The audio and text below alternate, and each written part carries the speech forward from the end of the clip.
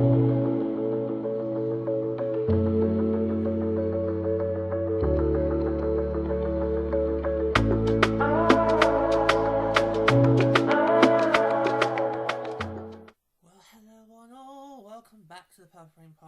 I'm joined by a very special guest for our next two episodes. It is our Boston Bruins supporter, Razor Pie Scoopy. Hello. Hello. You remember back early in the season when this game was announced, he did join me, a lady, for the Bruins episode. We covered all the details on that, and you did say on that episode that you were going to be joining us. I did for that game in TD Garden, and yeah. So what we're going to do today is we're going to do the recap, and then we're going to do another episode involving you, which I will keep under wraps. Let's keep them intrigued. Keep them wondering what it could be, and then we'll make them come back for more. Yeah, as you can see, I am wearing, for those of you watching on the video, I am wearing the Boston Raiders jersey. So as you guys know, on these last two special games at the Garden, they've been on Frost game days, where luckily for us, the start times have been UK friendly in both Minnesota home games. They were, yeah. Last week we had Vancouver, and then this week just gone we just had New York. So both of them are very UK friendly start time, which is a bit odd. For Minnesota, but then again, yeah. And this past Saturday, so the 11th April, was our Pride night. So I kind of thought, well, we've got the heated rivalry jerseys. We're gonna be in the games in TD Garden, Boston, Montreal. You do them. You figure it out. So yeah. So I thought, you still not. Oh God, where are you gonna go? I don't know. Because obviously we are in the final 2 weeks of the regular season now. And then obviously World Cup playoffs are coming, and then there'll be drafts. It's only there because it's highlighted. There's going to be expansion.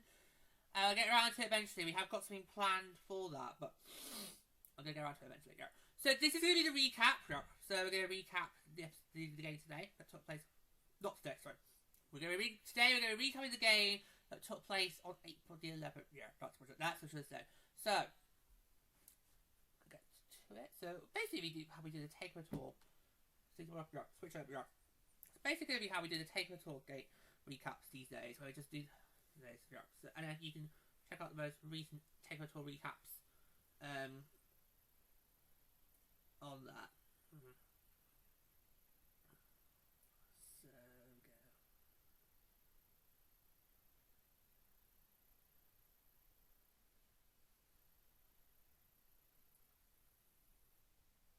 Cool. Literally. So I'll see. Right, I'll do that afterwards. Okay, I'll do it afterwards. Probably just nothing. Okay. Right. Okay. So I'm saying when we do recording Scoop, I have my phone on mute, of course, so that we're not disturbed. Yeah.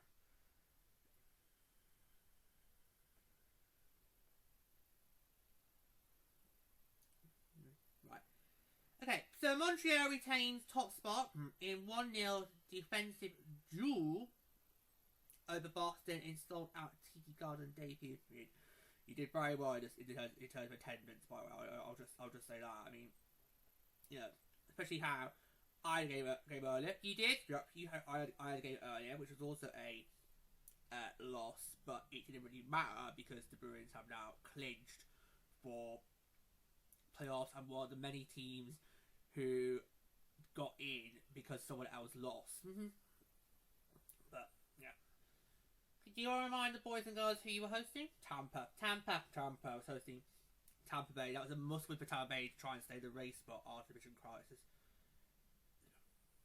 let's not start talking about NHL divisions. No, mine this year's just been crazy. Mine's been a bit of snooze best. Right, let's get to it, shall we?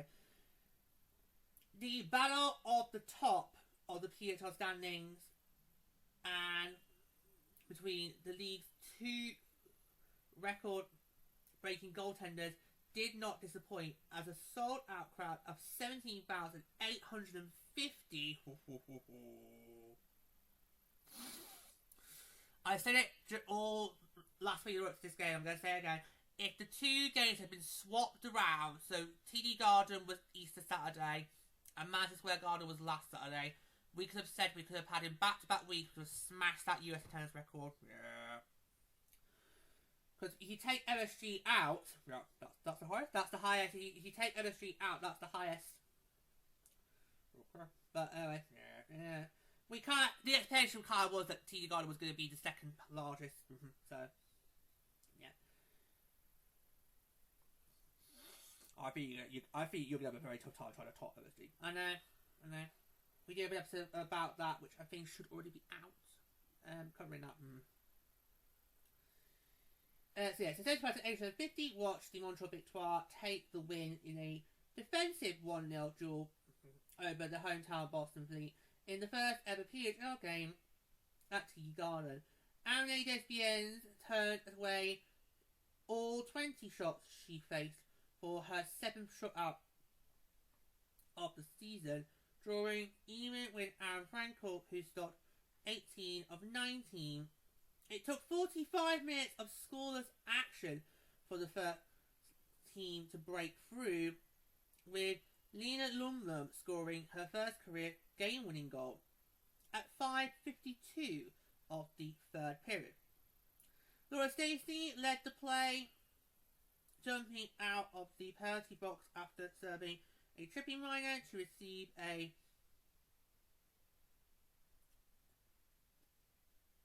breakout pass from Nicole Gosling, then rushed into Boston's end on a 2-on-1 and dished past a sprawling Fleet defender to Lumlum to get for a one-timer into the top right corner.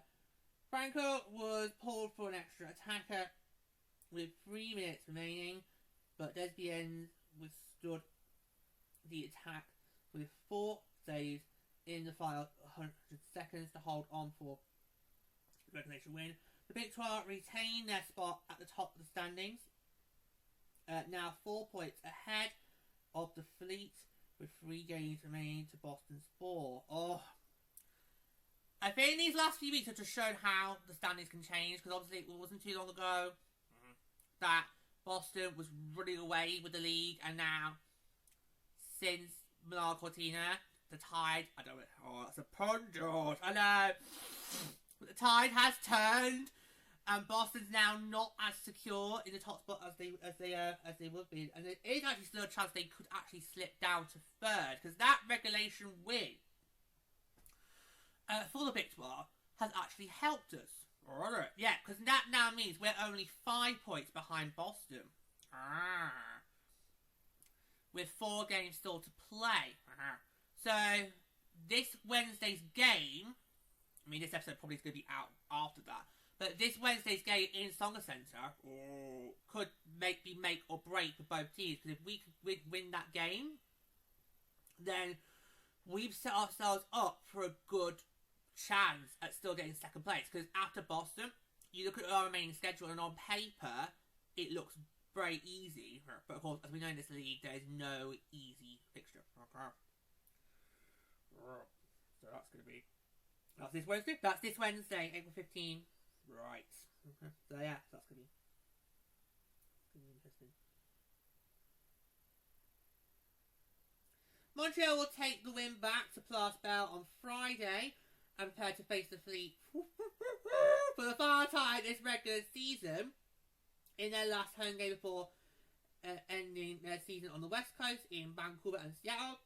Meanwhile, Boston, as we just mentioned, hosts the league's other playoff lock, Eon Minnesota Frost, on Wednesday, which will bring them even with Montreal with 27 games apiece. Their Friday night face-off could largely determine who will take first overall and earn the opportunity to select their semi-final opponent. Saturday's game presented by Bentley University was played in the 35th different venue to host a PWHL all-time and 21st with a current NHL team. Okay. We're going to do quotes now, and we're going to start with Montreal. So first is their head coach, Corey Chevrolet, on the energy on both sides during this game. This is what I'm trying to say. It certainly was a playoff game. It felt like that, and I think that the more moments we have like that are proof and evidence that in those big moments everybody can contribute. Everyone can play a role in those moments. I was really proud of our group. They had the score just under 3 minutes, playing 5 on 6 for 3 minutes was quite substantial for our group, and the more we're in those moments, the more visual it is. And kudos to the fans here. It was so loud. Was it? I know you three did moan about that. You didn't really feel there was much energy from this than what you saw last week at MSG. I think MSG was a bit louder, Corey. I think it's just a little bit louder. Wow, the 3 minutes. Yeah, Boston, Chris Barr, since he took over, he does like to pull the net mile quite early, although Boston's been very ready in those situations this season. But when they are, he does like to do it early, which I don't have a problem with that. I mean, you saw it in season 1. Oh, really? Yeah. In season 1, you saw a lot of teams pull the extra tackle quite early and take the gamble. So, which I applaud teams do that, especially in a system where regulation wins matter over everything else. Then, absolutely, I have no problem with teams doing that. Next up, Big 12 forward Lena Lundgren on the intensity between the teams. This is what I have to say. I mean, it's hockey, so I love it. I think a lot of people do like it, and it's special. We're fighting for the first spot, so of course it's emotional, but so it's emotional like that. Both teams want to win. I mean, like I said, it's hockey. Oh, very, very good. I know it's like, ooh, it's like, very good over there. It's like, ooh, yeah, it's just hockey. Right. On to Boston now. Both going to hear from their head coach Chris Sparr on the importance of the game to the city of Boston. Is what I'd say. It's a great environment. I think our team was really excited about this game at the moment. It's unfortunate that we're not able to get the win here tonight, but there were so many positives when you look at what we were able to do. Sell out TD Garden in Boston. This one's bigger than just a hockey game. I'm really proud of our group and everything that we accomplished so far this year. And to be able to sell out the Garden, it's a great thing to see. Yeah, I mean, I told you three how it's very hard to get an event into your Garden. So if you get it, you have to basically, bring the players out, and the fact you managed to do that, we were quite surprised. I think we found out before we went on the trip. Yeah. That these 2 games had sold out, and I think us three just were blown away because of how massive these venues are, yeah, and how big the scale is compared to going to a Takeover Tour game. Okay. So the fact we sold the 2 most iconic arenas in the world, yeah, that was incredible. Yeah. So it's glad to see he can provide sports that. And of course, we weren't sure if he was going to come back for that one, because obviously he has just given a birth to a newborn. Right. He missed the last game in Edmonton, so we weren't too sure he was going to come back for that one, but clearly he did. Clearly he did. He didn't think about taking paternity leave then. I wouldn't blame him. Right. I wouldn't blame him if he did choose to say, right, I know my team's locked in for a playoff spot. I just welcome a new child. I might just take the last 2 weeks off, yeah, and then come back for playoffs, yeah. I'm not too sure what the PWHL stance is on that department. Has not been that territory before until now. Until now, yeah. No, you don't. Yeah, but again, I think if it's up to the AHL, you probably could look at that. Yeah. But given how the PHL with regulation, wins being so important, yeah, and top spot, and everything on the line, yeah, you can't. Yeah. You'll have plenty of time for that over the summer, I'll tell you now. No matter what happens to Boston in a few weeks' time. Okay, final quote comes from their captain, Megan Keller, on what it means to play in front of a sold out TD Garden. This is what to say. Playing at TD Garden was obviously super special for our league, especially with a sold out building. This was the first time a lot of us have played here. I think we've all felt it after the Olympics. The buzz around women's hockey and around our league. Every venue we're going into, it's loud. The seats are filled and the fans are passionate. It's exciting time for us. And let's finish with the 3 stars of the game.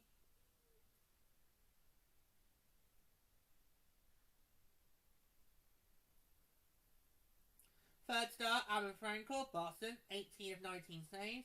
Second star, Anna Desbienne, Montreal, 20 of 20 saves. And third star, Leah Lumlin, Boston, the game. Not Boston! Oh, proofread!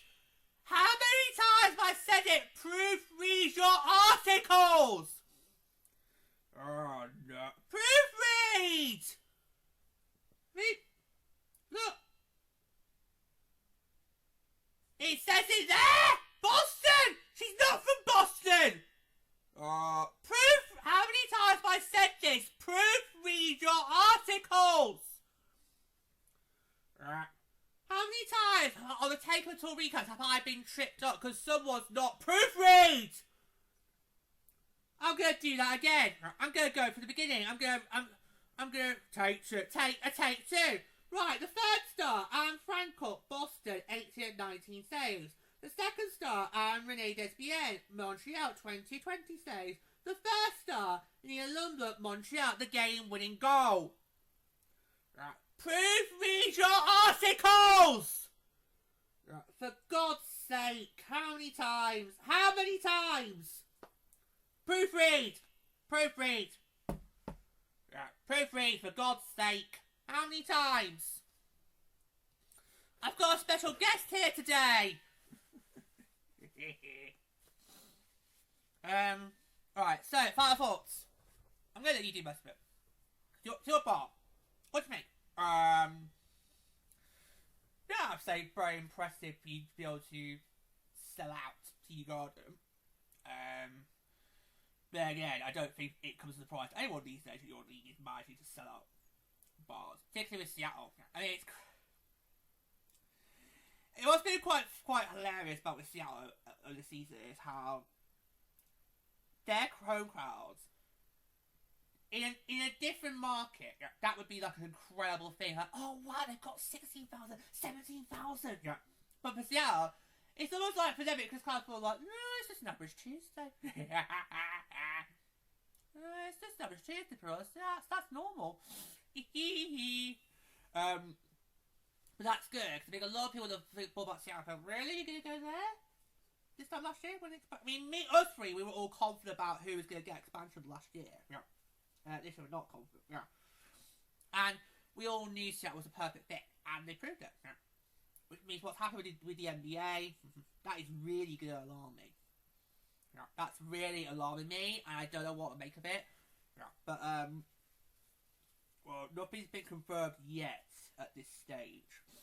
All that's been confirmed is they are going to start looking at it.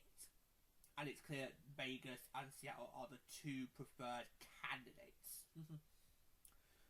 So it was just basically to approve the looking into expansion. It's not been actually approved yet. It's just right. Okay.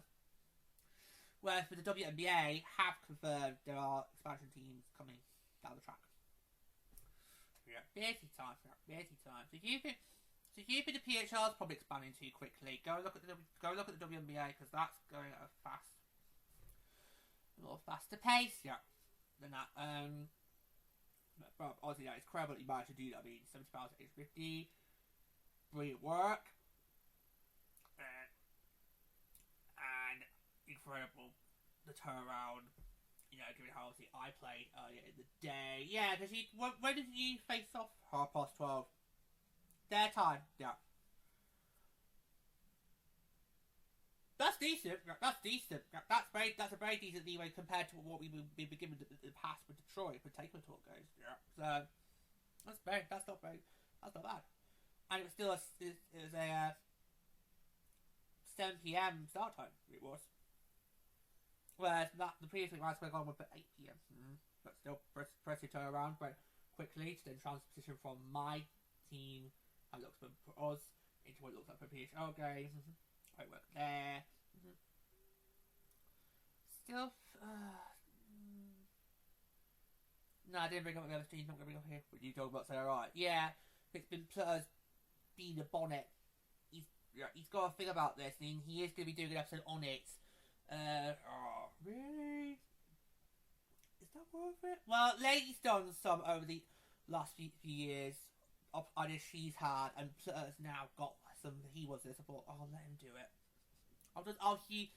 I'll hear him, and then he's really focused on that. And again, I didn't wonder, could you maybe have thought, there's only one game. Yeah. Now I know how quick you can do that. You can easily switch from but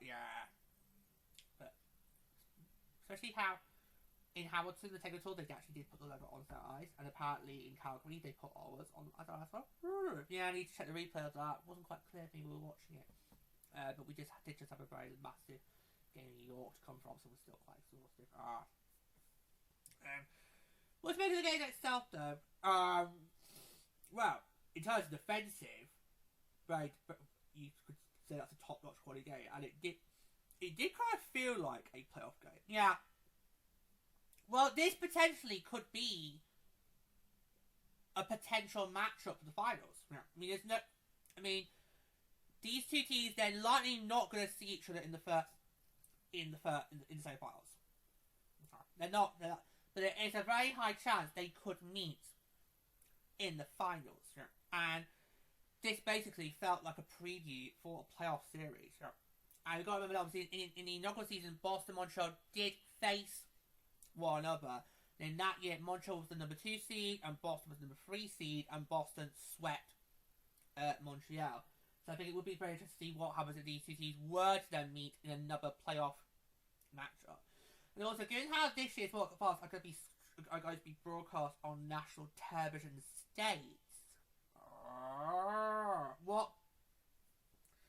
I think that would be a very epic matchup to have a Boston-Montreal. Yep.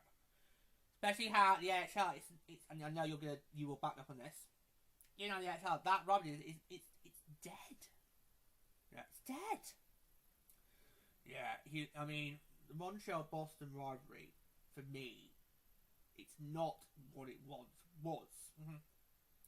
These days, if you ask me who my biggest rival is, I would say the Maple Leafs. And every time those two sides lock up in a playoff series, you just immediately go, oh, here we go again. Game 7, guaranteed! Yeah. Yeah, you just look at that and think, oh, for God's sake. Yeah. Yeah. Especially the last time you two met, Tio got very close to taking you down. They did. They got very close to having the last laugh, and I had to pull out big in Game 7 that year.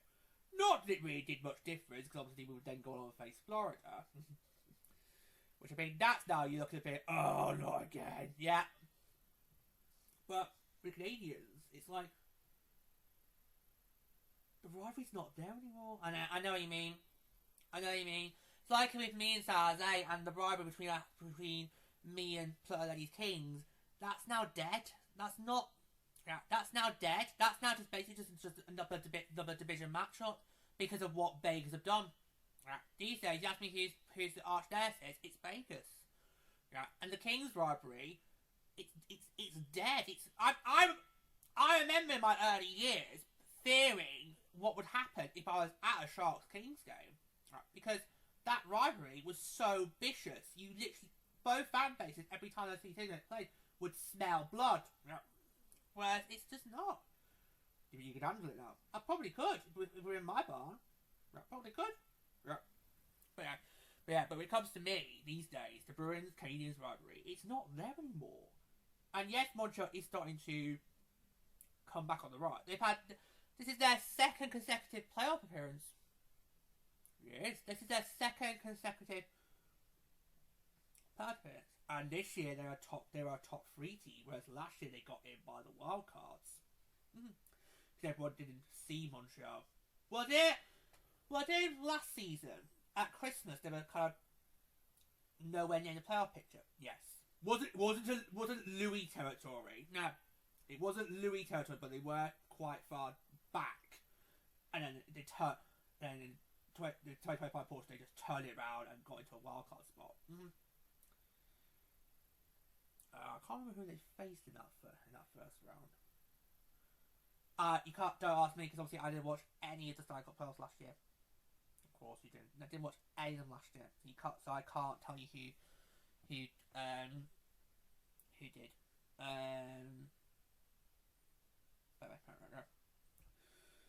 Let's start it. So yeah. We need enough. We need. I don't know how you feel about this, but we need a Bruins Canadiens playoff series, and that I think could help ignite the rivalry up again. You know what? I'm gonna agree with you. I shouldn't because I know my history, but maybe we do. We need something. Not what I know. Not this. No. Not that sort. We need something to just ignite this rivalry again. Yeah. Given how I'm wearing the gear, I think it's a missed opportunity to not have some big celebrities in Boston. Because there were MSG. Okay. There were quite a few. I mean, I know they didn't pay out attention on the broadcast, but at the MSG game. But apparently afterwards we did find out there were quite a few celebrities who were at that MSG game. Right. So I kind of feel might have been a bit of a missed opportunity to remember we've not got the stars from heated rivalry maybe there. Especially as how Ela did meet Megan Keller. He did, yeah. OD SNL, yeah. SNL, yeah. You gotta remember that when Megan Keller did the SNL, who was the person hosting the sketch? Ilya Rozanov. He was the one hosting the sketch. And by that point, the TD Guard game was already in the know. Yeah. So she could have potentially asked him, "Oh, are you busy April 11th? Do you want to come to TD Garden, maybe?" You can come and wear your Raiders jersey. And then oh, I know where you're going. Know where you're going. Then maybe it's tasteful. Come back up. I know where you're going. And then we can maybe do a jersey swap where you take this off, get your top off, and we can see. And then you put the Boston Fleet jersey on. I was wondering where you go. I knew you were gonna go there before. How far is he gonna? I've not started the series yet, guys. Maybe when he has, they'll get more dirty. That's still a cup. Yeah, that's still a cup. Yeah, not started the series yet, guys. Give me a break. Give me a Kit Kat. Oh god, that's an old reference. That is. Oh, you know. Yeah. Just but yeah. Yeah. So. You three didn't make much of it. Well, I think because of the way MSG went out the previous week, the bar was set quite high. The bar was set quite high with MSG over Easter. The bar was set so high, you would have had to literally all pull out bells and whistles to literally try to top that. But yeah, it just didn't. I wasn't sure the enthusiasm was there. It wasn't as loud as MSG was. No, I did say to you guys, we don't really get enthusiastic during playoff season, which we'll be seeing in next week. Yep. Yep. For you, that is. Not for us. Not for us three. No, not for us three.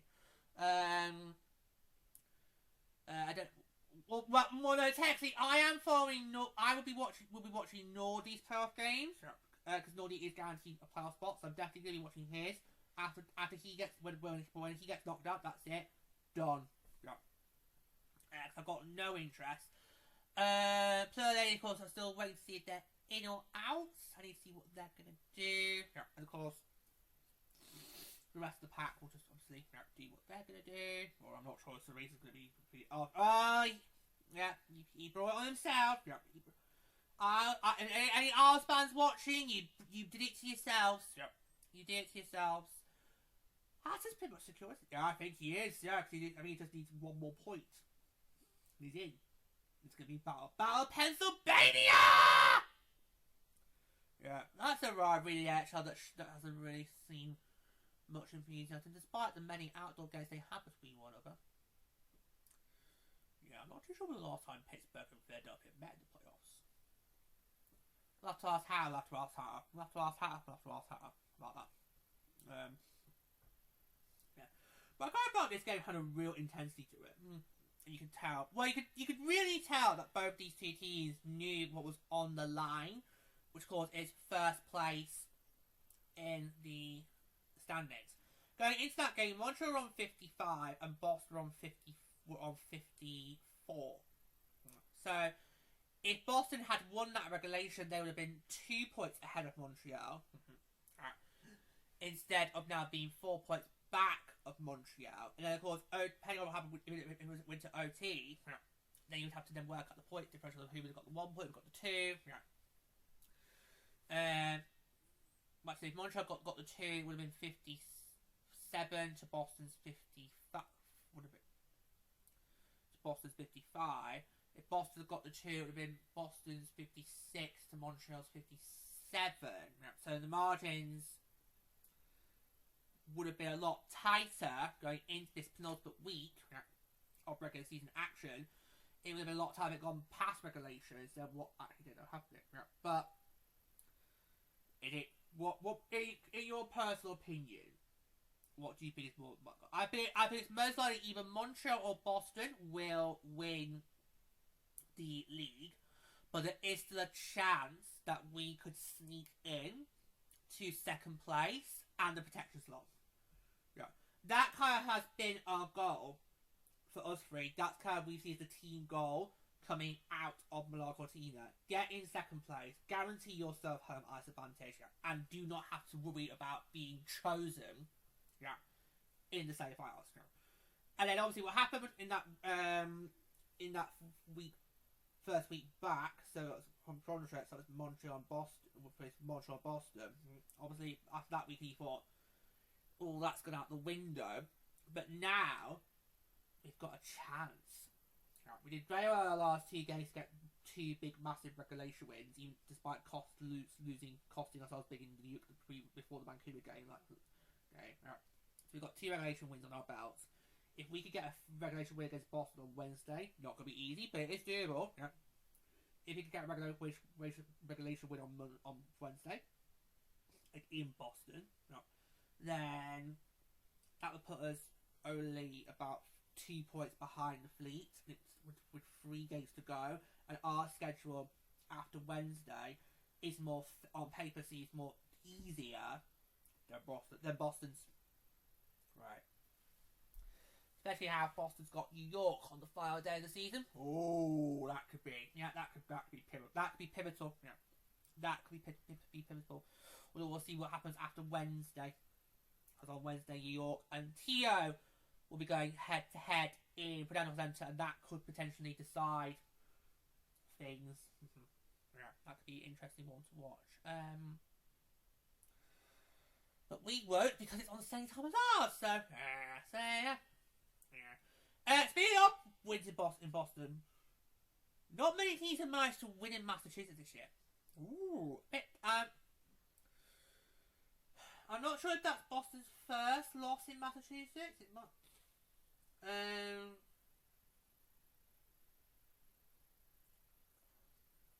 Hold on. Yeah, I'm going to ask them. YouTube? Yeah. What's up, your like?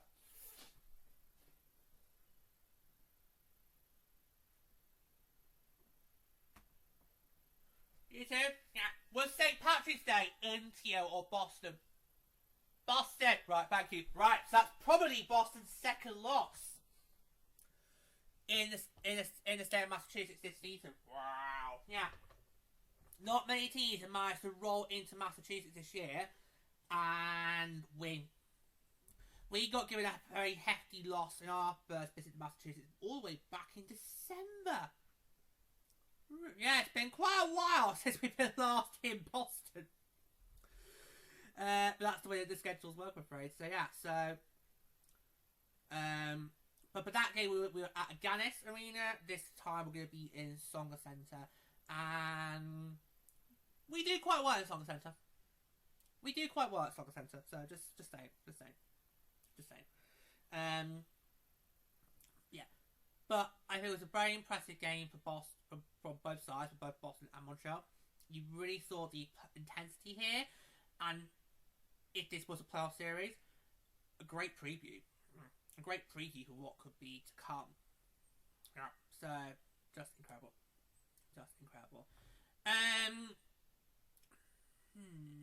It does leave me wondering. The big question is, could we see more games like this at the Garden?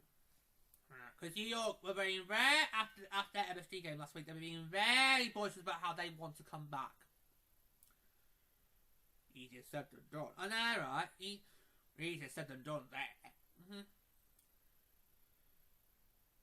I mean, you could potentially maybe look at playoff. No, I don't know. Do we think it could be possible? What, you get more games? Or that Boston does what Montreal and Tio have done. Oh, that could be doable. Yeah, that could be doable.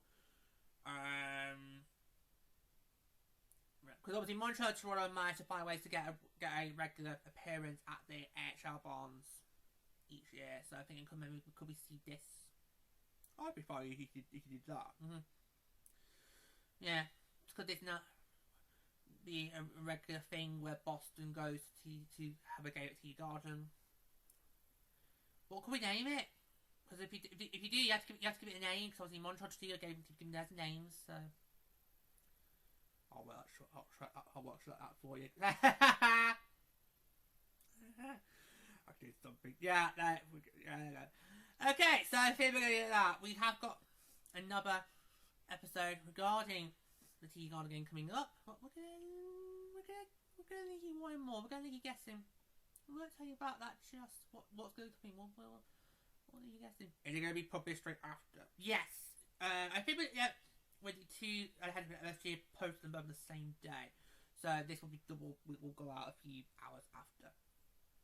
So no, this episode will go out first, then the other one will go out a few hours afterwards. Okay. So thank you all so much for joining us today, and until next time, take care guys, and don't forget to pull the freeze. Bye.